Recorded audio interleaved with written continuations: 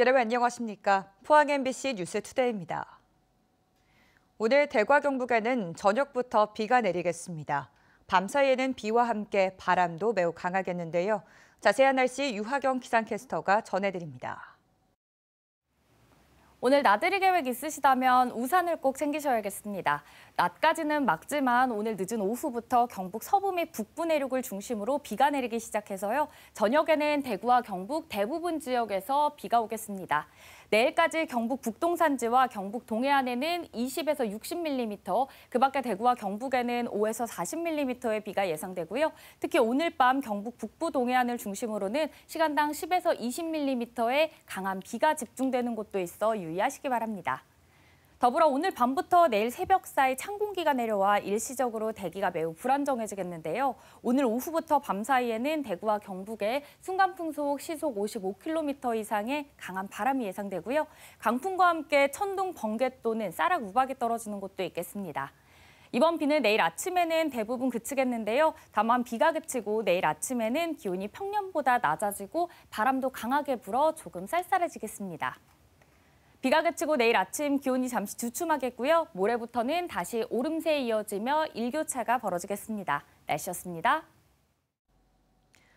지난해 서희초 사건 이후 교사를 보호하기 위해 교권보호사법이 개정됐죠. 그런데 법 개정 이후에도 여전히 교권 침해가 계속되고 있습니다. 경북 지역 교사 60%가 이직을 고려하고 있을 정도로 교사들이 어려움을 겪고 있다고 하는데요. 오늘 스승의 날을 맞아 선생님들의 고충을 짐작할 수 있는 설문조사가 나왔습니다. 박성아 기자입니다. 초등교사 A씨는 지난해 말 아동학대로 신고를 당했습니다. 다른 학생을 괴롭히는 학생을 지도했는데 해당 학생의 학부모가 아동학대라고 신고한 겁니다. 조사 결과 학대가 아니라고 인정됐지만 아직까지 큰 트라우마에 시달리고 있습니다. 학부모님한테 전화가 오면은 약간 심장이 두근거리는 그런 게 좀 남아있거든요. 그래서 지금까지도 가방에 항상 그런 항불안제라든지 그런 약을 항상 상비에 두고 다닐 정도로. 중등교사인 B씨는 최근 학생의 문제 행동을 훈계하던 중 학생에게 폭행을 당할 뻔했습니다. 그리고 너무나도 많은 학생들과 교직원이 보는 데서 당해서 너무 부끄럽기도 하고 또 교사로서 좀 회의감도 많이. 경북 교사노조가 경북 지역 현직 교사 300여 명을 대상으로 설문조사를 실시한 결과 많은 교사들이 비슷한 피해를 겪은 것으로 나타났습니다. 최근 1년 동안 학생 또는 보호자에게 교권 침해를 당한 경험이 있다고 답한 교사가 절반이 넘었습니다. 아동학대 고소를 걱정해 본 적이 있다고 답한 교사는 90%에 육박했습니다. 교권 침해가 갈수록 심해지면서 교사들의 자긍심은 떨어지고 있습니다. 경북 지역 교사 10명 중 8명이 자신의 직업이 사회적으로 존중받지 못하고 있다고 느끼고 있고, 나아가 10명 중 6명이 최근 이직이나 사직을 고민한 적이 있는 것으로 나타났습니다. 지난해 서희초 사건 이후 교권을 보호하기 위해 법이 개정됐지만 현장의 교사들은 여전히 보호받지 못하고 있다고 말합니다. 의심만으로도 아동학대로 신고할 수 있다는 조항이 그대로 남아있기 때문에 이 새롭게 생긴 저 법안이 실제 아동학대 무고성 신고로부터 교원을 보호하지 못하고 있다. 교사들은 정서적 아동학대 구성 요건을 명확히 하는 등 법 개정과 함께 사회적인 인식 개선도 필요하다고 강조했습니다. 사회 전반적으로 선생님의 교육 활동에 대한 존중 의식이 좀 높아졌으면. MBC 뉴스 박성아입니다. 경북 지역 교권 실태 조사에서 여전히 교사들은 민원 부담이 클 뿐더러 교육당국의 민원 대응 체계도 미흡하다고 입을 모았습니다.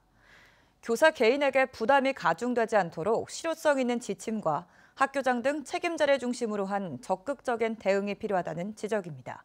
김서현 기자가 전합니다. 전국 교직원 노동조합 경북지부가 지난달 29일부터 11일간 도내 초중등 교사 281명을 대상으로 민원 대응과 학생 분리조치 제도에 대한 의견을 조사했습니다. 민원 접수 방식에 대해 담임 또는 담당 교사가 직접 민원을 접수한다는 응답은 77%로 압도적이었습니다. 접수한 민원을 처리하는 것도 교사 개인의 몫이었습니다. 담임 교사가 직접 처리한다는 응답은 69%로 가장 많았습니다. 올해 새학기부터 학교마다 운영되는 민원 대응팀이 대응한다는 응답은 22%로 바뀐 제도의 효과도 볼 수 있었지만 교사 개인에게 책임을 미루는 분위기는 바뀌지 않았다는 게 교육 현장의 목소리입니다.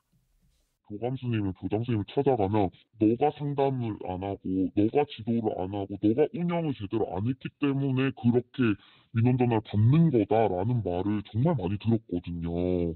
근데 그럴 때마다 제가 노력하고 아이들을 위해서 열심히 하는 것들이 다 반감되고 무력감이 생기고.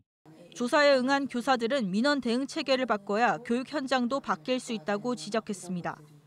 응답 교사 42%가 학교 민원 창구가 일원화돼 있지 않다고 답했고 체계적인 민원 대응 매뉴얼이 없다. 교사가 민원 대응 지침을 안내받지 못했다. 학교 관리자 중심으로 민원 대응팀이 잘 갖춰져 있지 않다는 지적도 잇따랐습니다. 지난해 도입된 수업 방해 학생의 교실 분리 조치에 대해서도 분리된 학생을 전담하는 인력과 별도의 분리 공간이 없다며 학교장 등 관리자의 책임을 보다 강화해야 한다는 의견도 적지 않았습니다.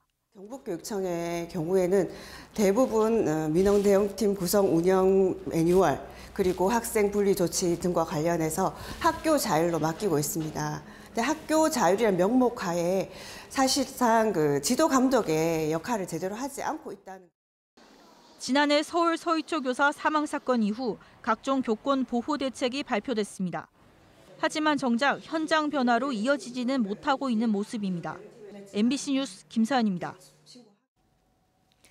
대구교육청이 10년 가까이 시행해 좋은 반응을 얻고 있는 야영 수련 활동이 최근 참가 학생이 화상을 입는 일이 발생하면서 찬반 논란에 휩싸였습니다.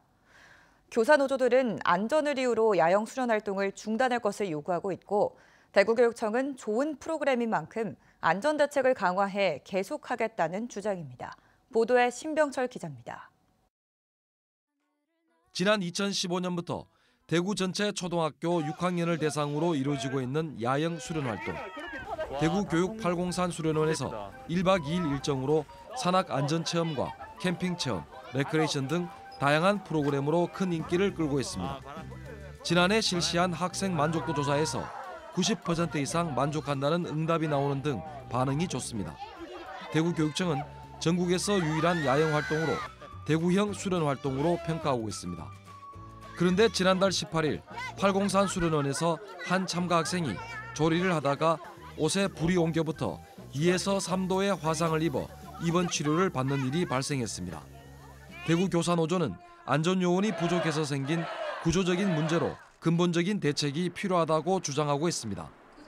인솔교사들을 상대로 한 설문조사에서 95%가 매우 큰 부담을 느낀다면서 숙박형 체험 활동을 중단하라고 촉구했습니다. 우리 교사들이 단순히 일하기 싫어서가 아니라 지금 이 순간에도 우리 선생님들 803 수련에서 고군분투하고 계십니다. 다양한 체험 활동을 요구해왔던 정교조 대구 지부도 당일형 체험 활동이나 야영 대신 생활관을 이용하는 방식으로 전환할 것을 주장합니다. 학생에게나 학부모들의 만족도가 높다는 것도 그렇게 사실이긴 한데요. 꼭 그 야영, 그러니까 지금 교육청에서 진행하고 있는 방식대로 해야지만이 만족도가 높다는 얘기는 아닌 거거든요. 대구교육청은 수련 활동을 통해서 얻는 이점이 적지 않다고 말합니다. 특히 안전요원을 기존 7명에서 15명으로 2배 늘리고 취사체험을 2회에서 1회로 줄이는 등 안전대책을 강화한 만큼 문제가 없다고 판단하고 있습니다. 언제 어디서나 혼자서도 살아갈 수 있는 능력을 기르고 친구들하고 협동심을 길러서 어떤 상황에도 대처할 수 있는 능력을 기르는 것이 좋을 거라 생각해서. 대구형 수련 활동으로 평가되는 야영 수련 활동이 안전 논란으로 몸살을 앓으면서 교육청과 교사노조 양측이 해법을 찾을 수 있을지 주목됩니다. MBC 뉴스 신병철입니다. 불기 2568년 부처님 오신 날을 맞아 지역 사찰에서도 오늘 오전 10시 일제히 봉축 법요식에 봉행됩니다. 대한불교조계종 제11교구 본사인 불국사에서는 주지 종천 스님을 비롯한 승려와 불자들이 참가한 가운데 봉축 법요식이 열리고 포항 보경사에서는 봉축 법요식에 이어 오후에는 작은 음악회가 열립니다. 봉축 법요식은 종을 울려 중생의 성불을 바라는 명종과 부처님의 공덕을 기리기 위해 향 등, 꽃, 과일, 차, 쌀 등 6가지 공약물을 부처님 전에 올리는 육법 공양을 시작으로 예를 갖춰 불법승에게 귀의하는 삼귀 의례 등으로 진행됩니다. 지난 3월 한국의 대표적인 서정시인 박목월의 미발표 시들이 공개됐는데요. 가족애를 담은 시와 6.25 전쟁 등 당시 사회 현실을 다룬 166점에 이릅니다. 박목월 시인의 미발표 시를 만나볼 수 있는 특별 전시회가 시인의 고향인 경주에서 오는 28일까지 열립니다. 임재국 기자가 보도합니다. 반송의 먼 요로를 끝내고 어머니와 나란히 밤길을 가면 내가 본 레일 위의 달빛이 빛났다.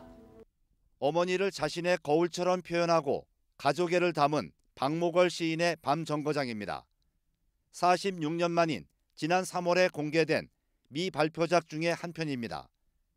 시인의 장남인 박동규 서울대 명예교수가 박목월 시인의 친필 노트에서 발표하지 않은 시를 찾아내 166편을 공개했습니다.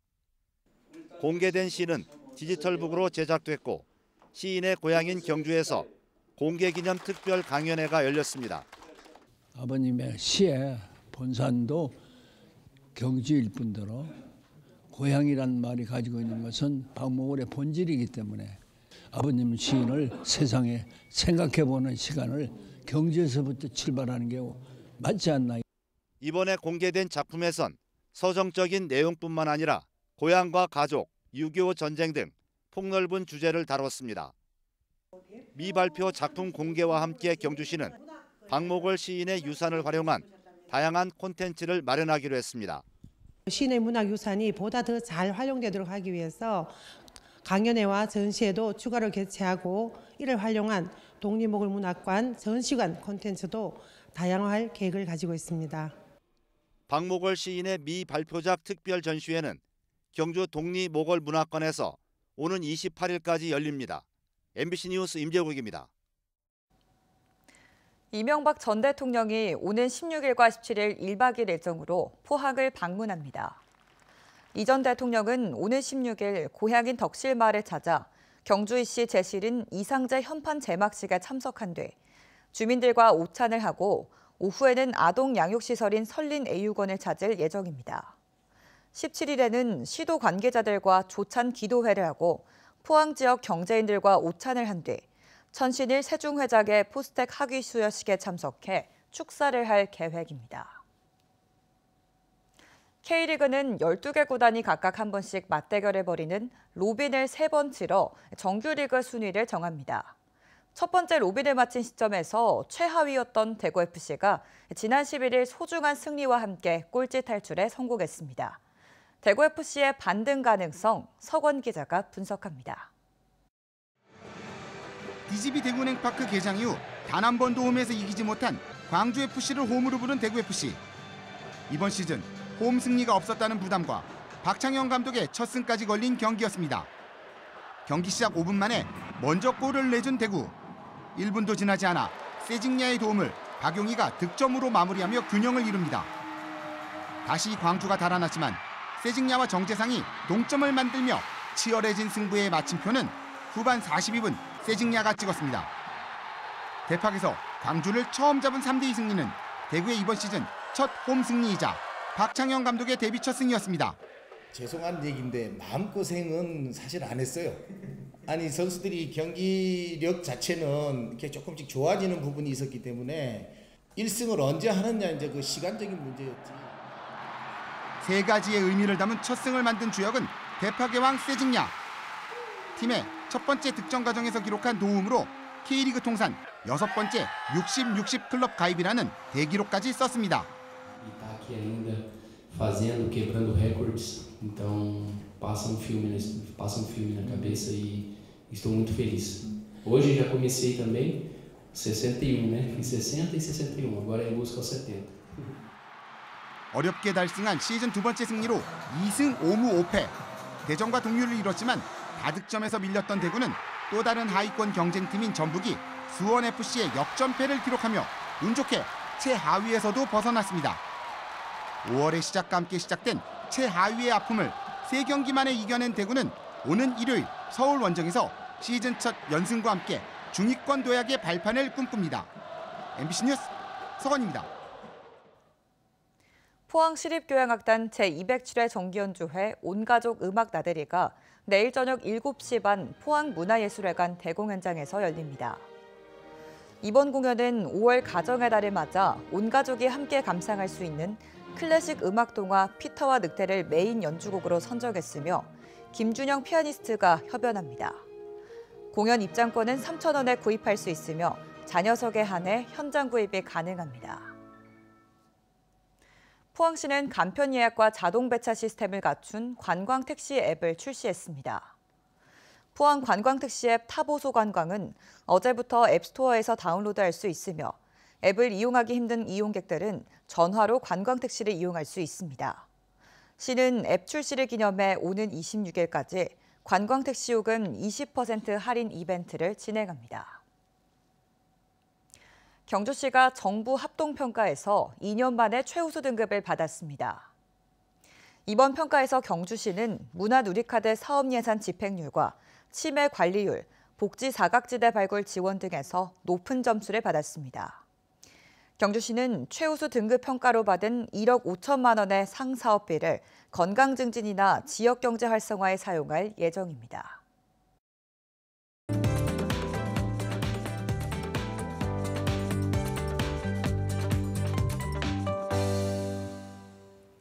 부처님 오신 날인 오늘 나들이 계획 있으시다면 우산을 챙기셔야겠습니다. 오늘 낮까지는 맑은 날씨가 이어지다가요. 오늘 늦은 오후부터 경북 서부 및 북부 내륙을 중심으로 비가 내리기 시작해서요.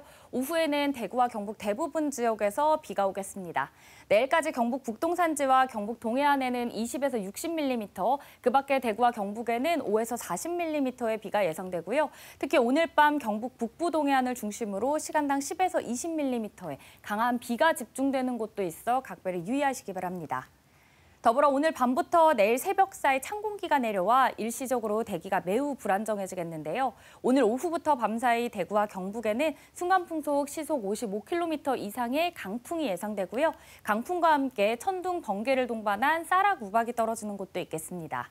이번 비는 내일 아침에는 대부분 그치겠는데요. 비가 그치고 내일 아침 기온이 평년보다 낮아지고 바람도 강하게 불어 조금 쌀쌀하겠습니다. 위성 영상입니다. 오늘 전국적으로 제주도 남쪽 해상에 위치한 고기압의 영향을 받다가요. 차차 남동쪽에서 이동하는 기압골의 영향을 받아 비가 내리겠습니다. 자세한 지역별 날씨 보시면 오늘 우리 지역 막다가 오후부터 차차 흐려지겠고요. 미세먼지는 조금 예상됩니다. 바다의 물결은 0.5m에서 최고 5m로 매우 높게 일겠습니다. 오늘 아침 대구의 기온 14도, 김천 11도로 어제보다 조금 높게 출발해서요. 낮에는 대구와 김천 모두 27도까지 오르겠습니다. 안동의 현재 기온 11도, 봉화는 8도 가리키고 있고요. 낮에는 안동 25도, 봉화는 23도 예상됩니다. 포항의 기온은 16도로 출발해서요. 낮에는 25도 전망됩니다. 비가 그치고 내일은 기온이 잠시 주춤하겠고요. 모레부터 다시 오름세에 이어지며 일교차가 커지겠습니다. 날씨였습니다. 이상으로 포항 MBC 뉴스투데이를 마칩니다. 시청해주신 여러분 고맙습니다.